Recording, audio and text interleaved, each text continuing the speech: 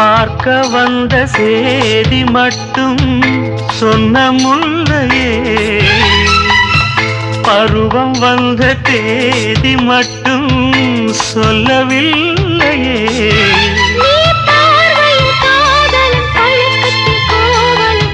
சொல்லவில்லையே.